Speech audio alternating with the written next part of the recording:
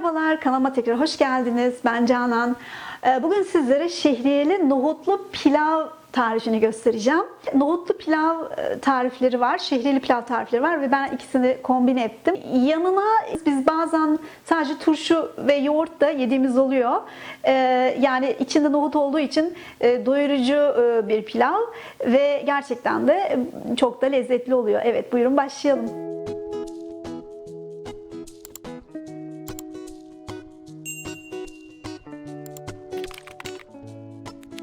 Malzemelerimiz tabii ki ilk önce pirinç. Ben baldo pirinci kullanıyorum. Bu pilava çok uyuyor bence ama başka bir pirinç türü de kullanabilirsiniz tabii ki. Daha sonra haşlanmış nohut gerekli. Ben kendim nohutlarımı haşlayıp dip frize böyle atıyorum ve poşetlerle de çıkarıyorum pilav veya çorbalık olarak. Ama kutudaki haşlanmış nohutu da kullanabilirsiniz. İsteğe bağlı ve tabii ki şehriye gerekli. Bunun yanında sıvı yağ, tereyağı ve tuz, bu kadar.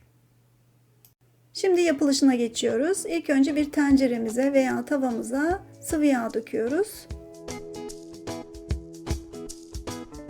Ve orta hararette biraz ısıttıktan sonra şehriyemizi içine alıyoruz. Ve ilk önce şehriyemizi hafif kavuruyoruz.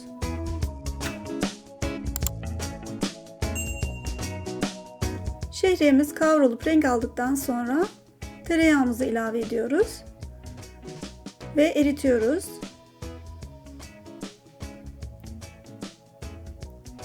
Ve tereyağımız eridikten sonra pirincimizi ilave ediyoruz.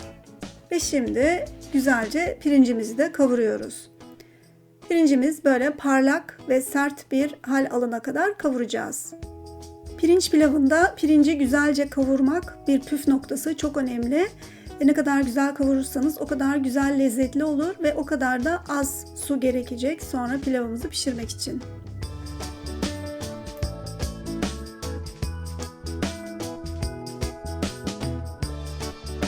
Şimdi suyunu ilave ediyorum. Ve tuzunu.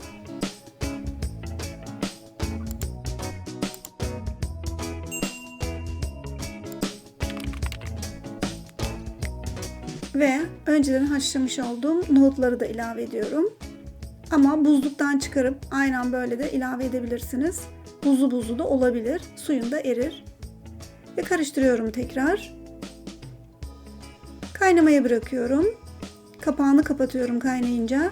Şimdi çok önemli. Bu da bir püf noktası. Pilavınızın lezzetli olması için çok güzel kaynatacaksınız. Bu biraz sürebilir. Yani güzelce gerçekten fokur fokur kaynayacak. Çok şiddetli bir şekilde kaynamaya başlayınca altını kısabilirsiniz. Bunu biraz beklemenizde fayda var. Kısık ateşte 10 dakika pilavımızı pişireceğiz. Evet, pişme süresi tabii ki pirincinizin türüne ve önceden suda bekletip bekletmemenize de bağlı. Önceden biraz kontrol ederseniz iyi olur.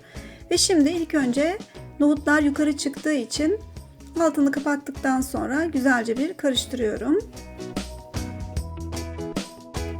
Ve üzerine mutfak kağıdı alıp ve üstüne tekrar kapağını kapatıp hemen hemen 5-10 dakika demlenmeye bırakıyorum. Bu da çok önemli bir püf noktası. Böyle bütün buharı ve nemini alacaktır pilavın ve pilavınız daha tane tane ve güzel ve lezzetli olacaktır.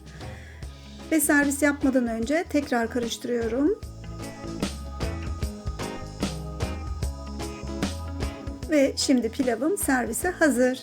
İster bir ana yemeğin yanına, ister sade yiyebilirsiniz bu pilavı. İçinde nohut olduğu için kendine göre bir yemek. Başında da söylediğim gibi biz böyle sade de çok seviyoruz. Ve yanına yoğurt, turşu veya herhangi bir salata çok yakışıyor. İçinde nohut olduğu için çok doyurucu ve şehriye de kavrulduğu için çok güzel bir lezzet veriyor bu pilava. Nohutlu pilavı artık genelde böyle yiyoruz biz ve çok seviyoruz. Evet, isterseniz bir deneyin. Ve deneyip beğenirseniz bana da bir beğeni, like vermeyi unutmayın. Çok sevinirim. Sizler acaba nohutlu pilavı nasıl yapıyorsunuz? Sade mi seviyorsunuz? Püf noktalarınız var mı? İçine giren başka malzemeleriniz var mı? Çok merak ediyorum. İsterseniz yorum kısmına bunu yazabilirsiniz ve herkesle paylaşabilirsiniz. Ve zaman ayırıp videomu seyrettiğiniz için çok teşekkür ederim ve bir dahaki tarifimde veya videomda görüşmek üzere. Hoşça kalın.